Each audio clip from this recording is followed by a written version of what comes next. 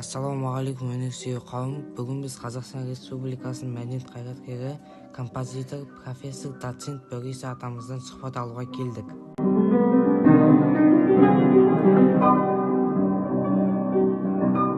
Ассалаумағалейкум Бөкейса ағай, қалайсыз?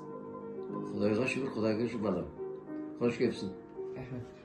Бүгін мен өз ғылыми жобамда музыкалық аспаптар сөйлейді деген тақырыпты таңдаған едім. Соған байланысты сізден сұхбат алсақ.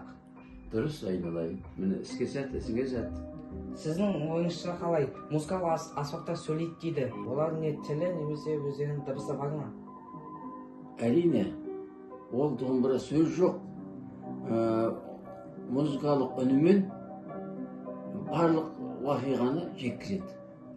Күйде арнау күйлер бар, тарихи күйлер бар, лирикалық күйлер бар, төкпе күй бар, шертпе күй бар, бәрінің айтар ойы бар. Ал енді оны түсіну үшін үлкен тыңдаушыға қабілет керек. Мысалы, Абай атаң айтқан: айтушыдан тыңдаушы болса зерек дейді. Көрдің бе? Тартқан адам емес палуан, тыңдаған адам палуан, оны түсінген адам палуан. Әр аспаптың өз дауысы, өз мінезі бар дейді. Бұған келісесіз бе? Әлбетте, өз дауысы болады, мінезі болады, сөз жоқ. Ал әріде мінез орындаушыдан туындатады. Сазгердің, композитордың мен орындаушының арасындағы үйлесімнен шығады мінез, орындаушылық мінездер. Сіздің ойыңызша қай аспап сөйлегіш және қайсысы жақсы әсер қалдырады? Енді орындаушыға байланысты. Орындаушы мықты болатын болса, барлық аспап сөйлейді, барлық аспап сөз жоқ қатты әсер қалдырады. Бұл халық, қаншама халық бар, соншама халықтың өзінің аспаптары бар. Біздің қазақтың мысалы домбыра, қобыз аспаптары болатын болса, одан кейінгі бұрын ілгеріректе шаң қобыз, дауылпаз, шертер, жетіген, мынау сыбызғы, сырнай, осы аспаптардың бәрі өзінің үні бар, өзінің айтар ойы бар, әсерлі, адамға кәдімгі көңіл білдіретін барлық мүмкіншіліктер сол аспаптарда бар. Сіз өз аспабыңызбен қашан және қалай сөйлесіп көрдіңіз? Мен өзімнің аспабыммен жас күннен бері сөйлесіп келемін. Жас күнімде әрине оқуға түскен уақытта 14 жасымда мен мысалы бастадым десем, кәсіби оқуға түсіп. Содан бері сол аспапты барлық өзің айтқан сұрақпен мен өзі үндесіп келем. Сол аспаппен тілдесіп келем. Сол аспаппен бірге өмір сүріп келем. Ол аспаппен мен бірге өмір сүре берем деп. Міне. Өзіңіздің қай шығармаңызды орындағанда аспабыңыз ерекше әрі жанды болып кетеді? Енді менің шығармаларым бір 20-дан астам күйлерім бар, 50-ден астам балаларға арналған, үлкендерге арналған әндерім бар. Ал енді мен соны нақтырақ осы сөзіңе жауапты мен домбыраның өзімен берсем. Мысалы, менің сағыныш туралы күйім бар, аты сағыныш.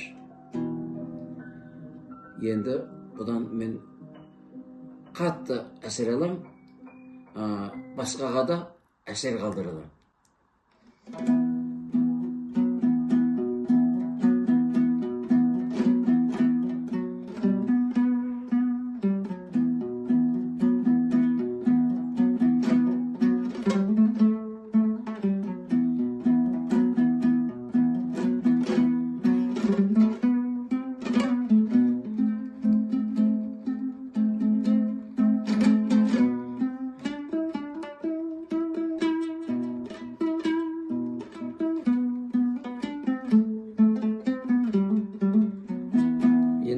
Сезімнің күйі, ғана толқып отыр.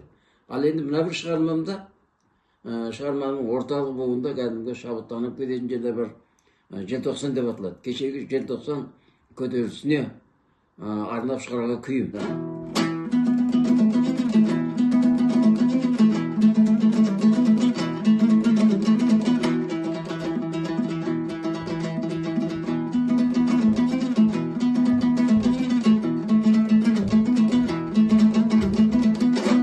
Ал енді Наурыз деген күйімде, ол Наурызда уже мереке. Наурыз той думан. Міне мысалы.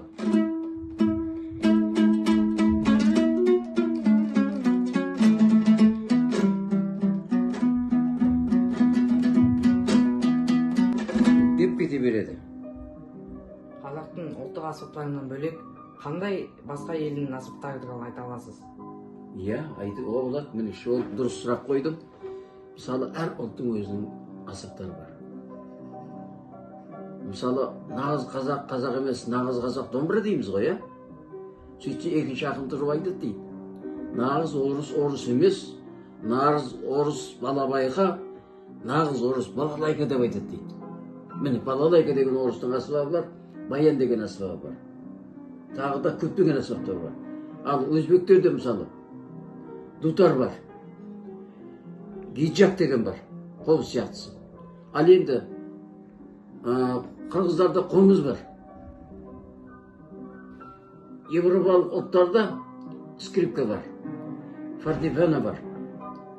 Симфониялық оркестр деген болады. Оның ішінде жаңағы труба, валторна, кларнет, флейта деген түрлі аспаптар.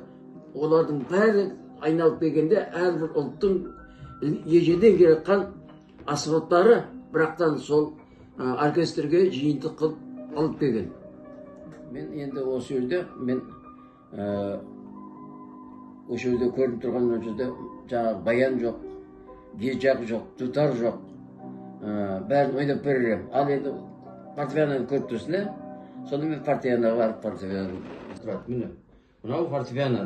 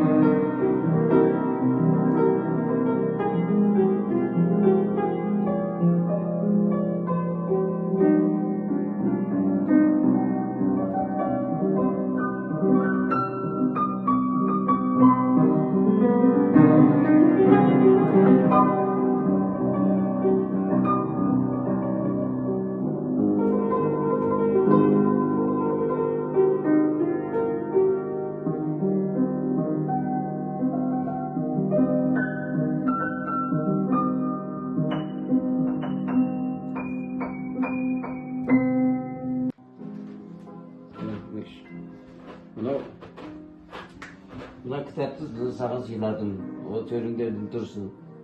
Кейін ғалым болған кезде осы интервью алғанымыз бересе деп мұның ішінде сөйлетім тұр. Ішінде менің шығармаларым тұр, қолам. Түсіндің ба? Бақытты болайын адайын. Мұның саған саулық дейін. Осы мамаңның, папаңның жолын бере берсін. Үлкен кәдім менің де жолын бере берсін. Менің жасымды бере берсін, айналайын. Жақсы.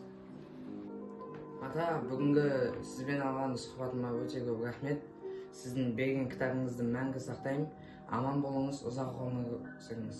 Рахмет, балам, айналайын.